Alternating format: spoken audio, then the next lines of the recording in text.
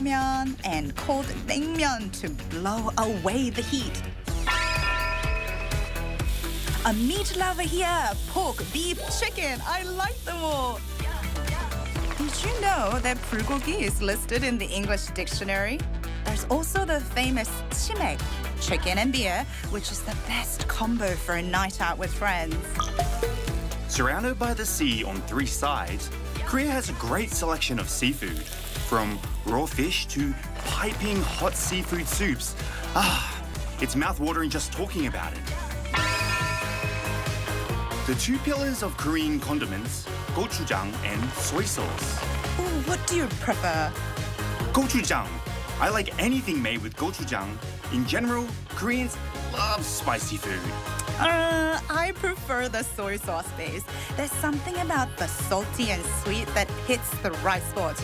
I think even those who are trying Korean food for the first time will really like it. But that's not all. We can't leave out the street food. If you're in Korea, it's a must-try. They are both treats for your eyes and mouth. How about it? Mouth-watering, right? Korean food, you've got to try it. Discover a whole new world of flavors.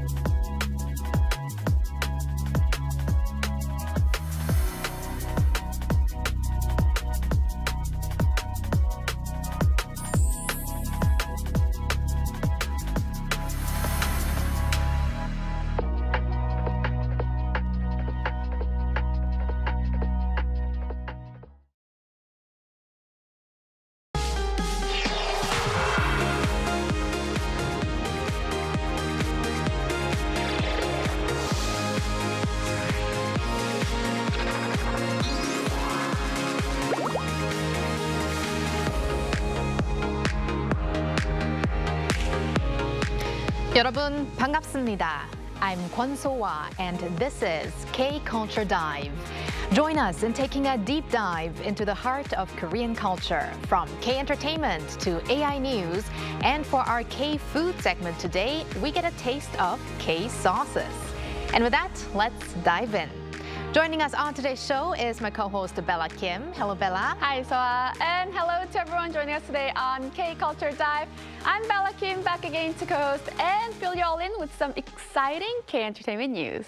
Bella, it's the first time we're on the show in June together. I know. So June also means it's a great month for BTS fans because BTS's debut anniversary is in June. Right. And for the first time in years, ARMYs will be able to see the entire group together after the military service, of I know. course. So tell us about the celebrations. Yes, so BTS will celebrate the 13th anniversary of their debut with the annual festival, BTS Festa.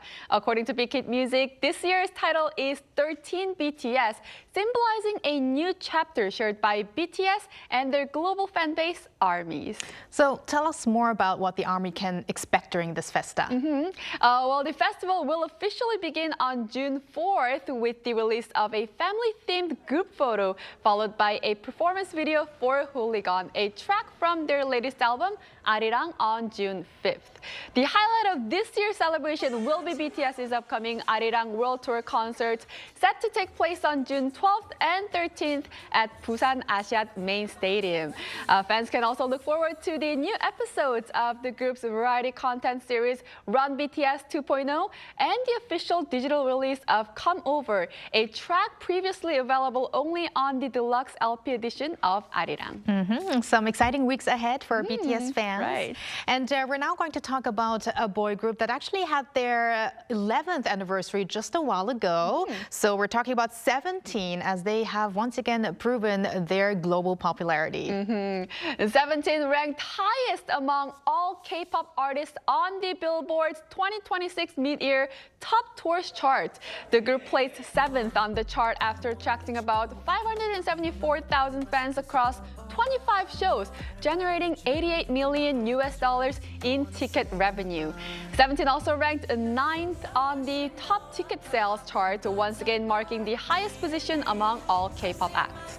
In addition, the group further demonstrated their ticket selling power on the top box scores chart, which ranks individual concerts by gross revenue. And they were the only K-pop act to place within the top 30.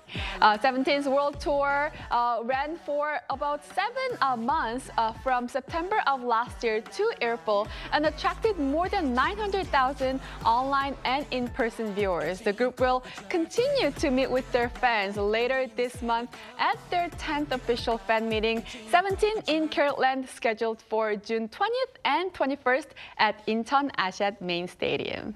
We can definitely see how popular they are around the world. I know. And now we're going to talk about a movie that's not only doing well in Korea, but especially in Asia. We're talking about Colony. Yes, Colony. Director Yeon Sang-ho's latest zombie film, Colony, is showing success across many parts of Asia. According to the distributor Showbox, the film debuted at #1 in several major markets, including Malaysia, Taiwan, the Philippines, Singapore, and Hong Kong.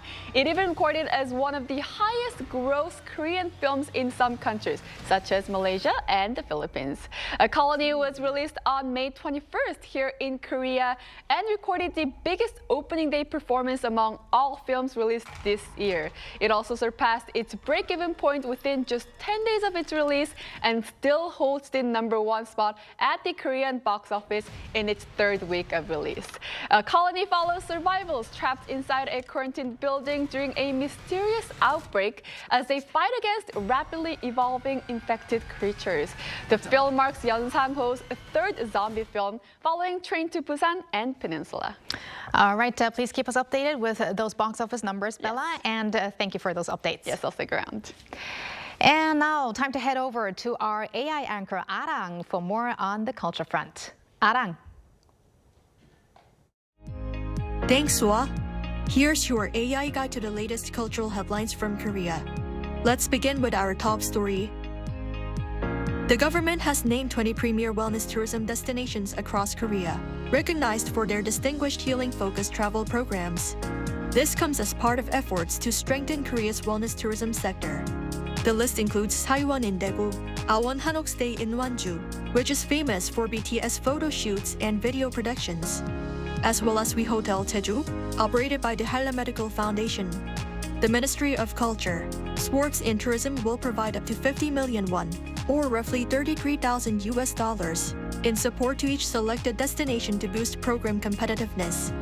Assistance will also include overseas marketing through global platforms and the development of digital services tailored to foreign visitors.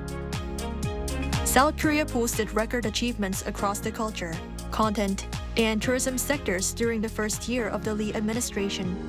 According to the Culture Ministry, The strongest performance came from the content industry, with K-content exports hitting a record $14.9 billion last year.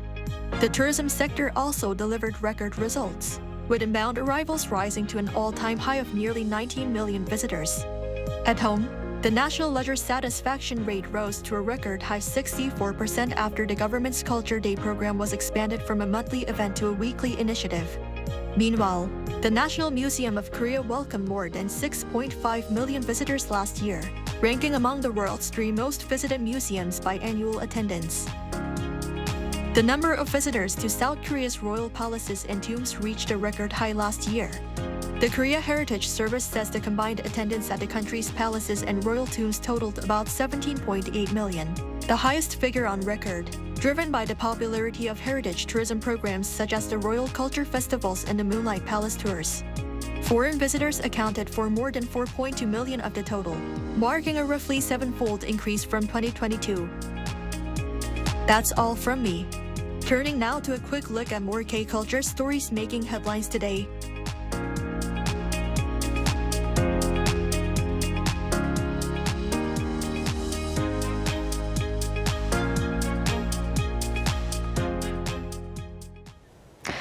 A hand-colored manuscript version of Daedong-yeojido, or the Great Map of the East Land, is up for auction.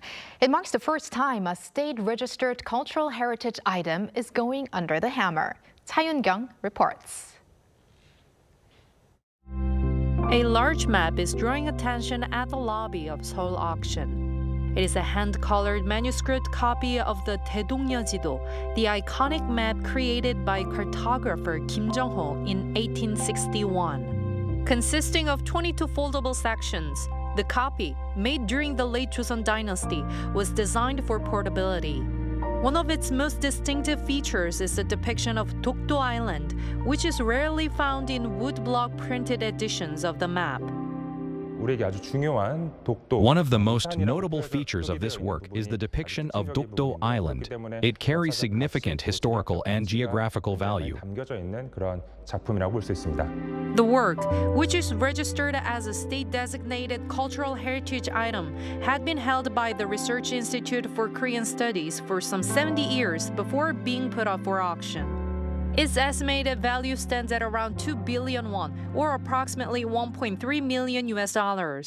Also featured in the auction are historical records and photographs documenting figures such as the last royal court lady of the Joseon dynasty and the Cheondogyo religion, which began during the last years of the Joseon dynasty. Works by modern and contemporary Korean artists are also drawing attention, including a painting by Kim Hwan-gi that bears a handwritten note on the back of the canvas. At K-Auction, a major late career work by Park Soo-gun is being offered with a starting bid of 850 million won. Known for its signature texture surface, the painting is being publicly presented for the first time in 12 years since it was last exhibited at an event marking the 100th anniversary of Park's birth. Also being auctioned are a rare large-scale installation by Seo Do-ho and major works by Kim Hwan-gi and Yoo Young-gu. Cha Yun-kyung, Arirang News. On May 10, 1948, we stood in lines with no end in sight, holding an unfamiliar piece of paper in our hands. It was Korea's first election, held under the watch of the United Nations. A nation's longing for democracy filled the ballot boxes, driving voter turnout to a remarkable 95.5%. Since then, countless elections have come and gone. Through moments of hardship and change, one thing never wavered: our passion for democracy. And we kept asking ourselves, how can more people take part more easily? One answer was early voting. Today, all you need is your ID. On the way to work, at the airport before a trip, anywhere in the country, your vote can reach the ballot box wherever you are. Technology changed the process, too. Long nights of ballot counting gave way to faster, more accurate automated systems, making elections more transparent and trustworthy. What once felt like a long and distant road in 1948 has become one of the closest rights we hold today.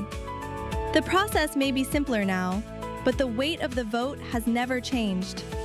This June 3rd, we carry the torch of Korea's democracy to the ballot box, protecting the freedom generations fought to build.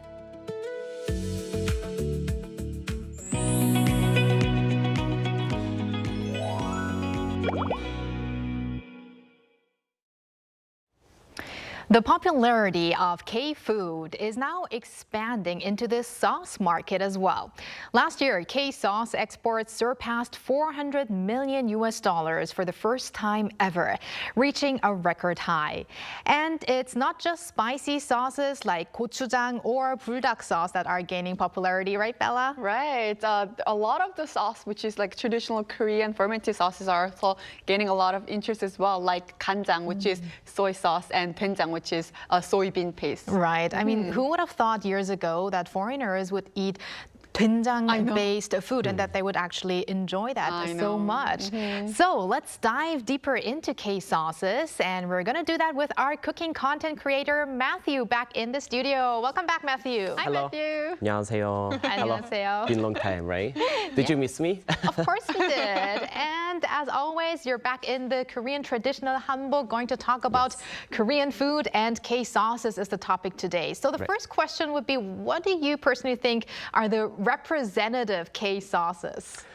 I think definitely it would be soy sauce, which we call 간장 in Korean.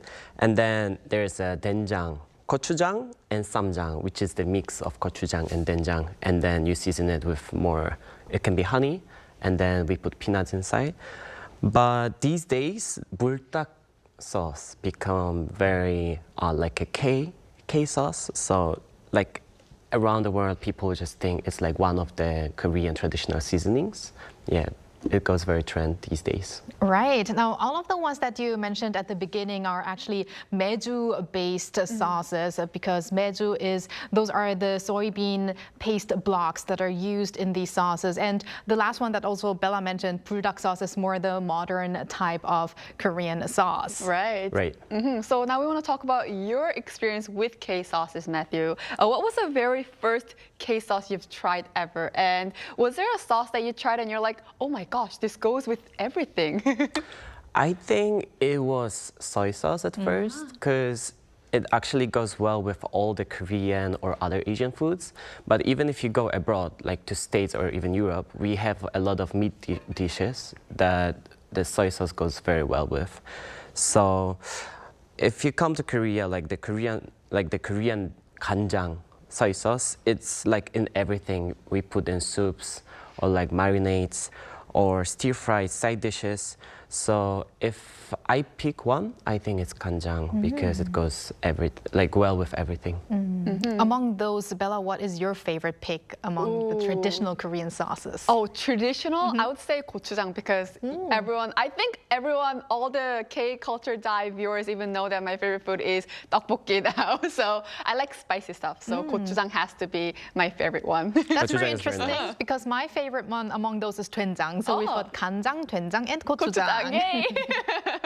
Now, when people overseas actually think about K-sauce, they tend to first picture spicy sauces like gochujang or buldak sauce, which is coming up recently. And I'm curious if your foreigner friends actually think of that way as well. Like to talk about Korean food with foreign people, with my foreign friends, they think it's spicy because the base is gochujang, or they think the base is the buldak sauce. But like Korean food is strongly associated with the spicy flavors, I think. Like overseas, like all those sauces are often used for Korean food for people to recognize that. So I think it's the reason that's why people think like all the food is spicy here, because of the red color as well. So. Right.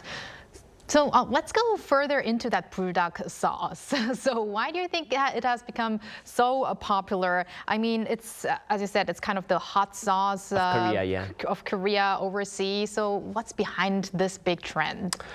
I think like people from abroad would call it as a traditional Korean like hot sauce, right? Because it's not only like spicy and hot flavor, but it also has very nice sweetness, like the sweet taste, and also like the deep savory flavor. It's very nice if you even cross it with other dishes. You put a little to the cream pasta which makes the flavor better. Or even if you mix it with a little bit mayo and use as a dipping sauce for fries or chicken. So I think it's very nice with like many kind of food. Like also the food that we do like can eat abroad, like fusion food. So.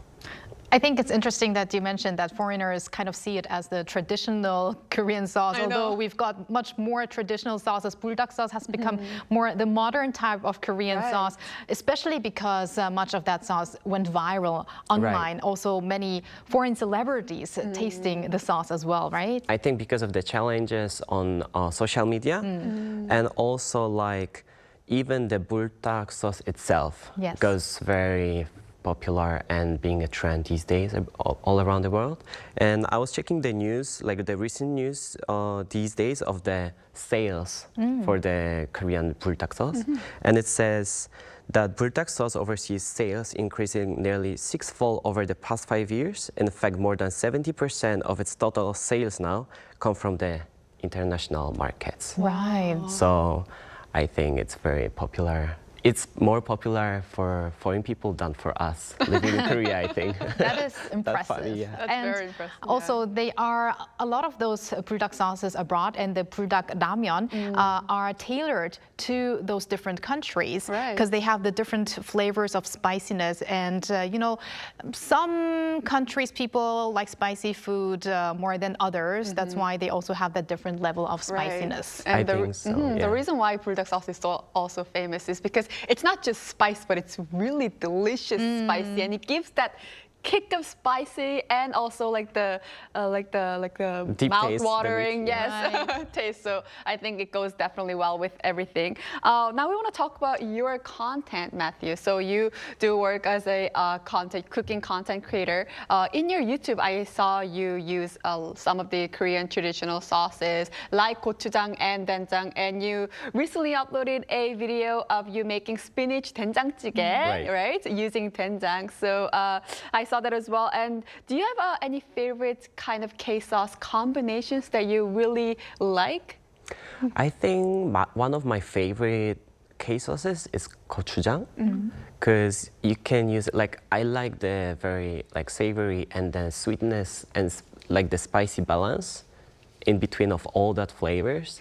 I very like to use it like you put a little bit sesame oil and then some sugar, and then you put a little bit of soy sauce, and you just mix it with the like the somyeon. You make a bibimbapsu, which you call like the red spicy cold noodles. Yes. Like no soup, just like very enjoyable in summertime.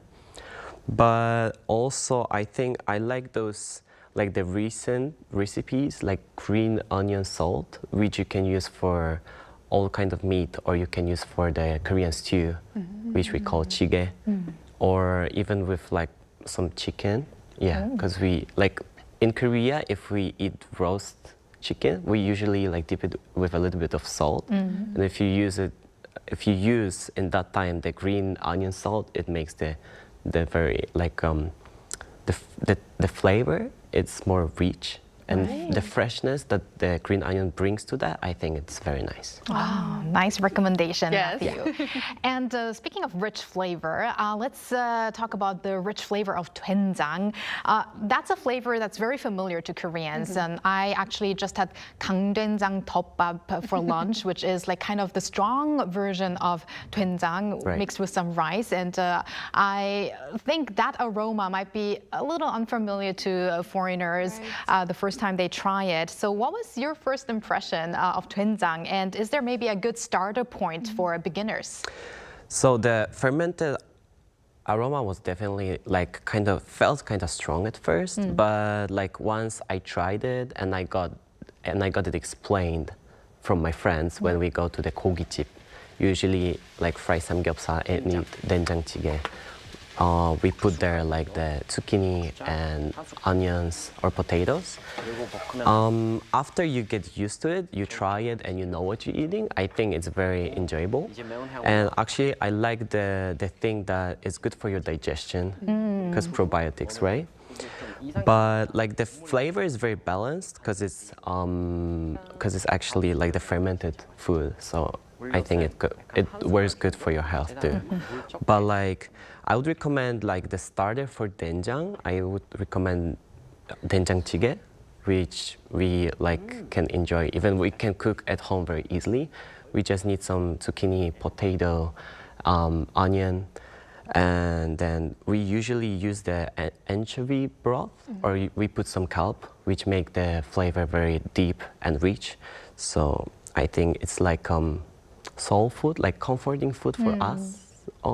Speaking as a Polish raised Korean, yeah, I think it's very nice. Yes, I know what I'm having for dinner today. Doenjang-jjigae. doenjang-jjigae, Yes, yes. I'm craving it now that How about 전국장?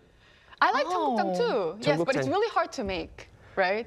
I think it's Compared to better. doenjang-jjigae. Right. Yeah. I think it's easier to go and just like Eat get At outside. the restaurant. And right. 청국장 would be similar to doenjang. However, it has a stronger flavor and it's less fermented actually than doenjang, right? Right. For sure. Now we're talking about these traditional Korean jangs, and they're actually more than just like condiments. They're part of a long-standing fermentation culture. So compared to sauces from like other countries, what do these K sauces have that's something unique characteristics that you say? Like if we go to Europe or even States, we have like ketchup, mayo, and other sauces like 1000 Island or Chipotle sauce. But I think the thing that makes it very like it differs, the Korean K sauces differs from from those ones from abroad. I think it's because the fermentation culture.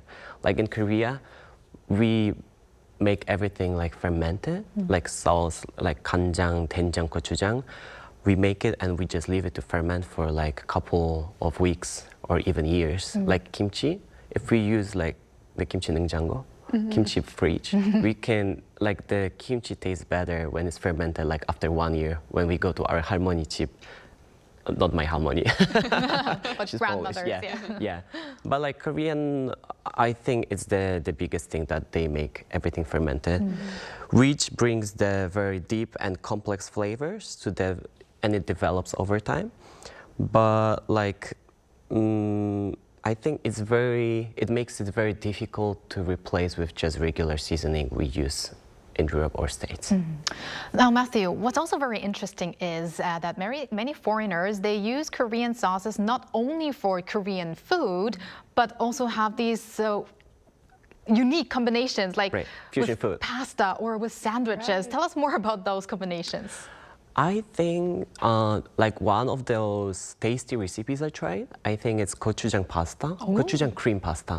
You make the cream pasta, like kind of carbonara, and then you put this like a small spoon of gochujang, and it makes the flavor like rich, more rich, and then it's a little bit spicy. It gets a little bit spicy, but also sweet at the same time. So it's very like addictive.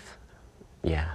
Yes, and I mean, we also had a very famous cooking show, 흑백요리사, Right. Culinary Class Wars. Yes. And there we could also see how traditional Korean sauces were used with other, like, for instance, Western-style food as well.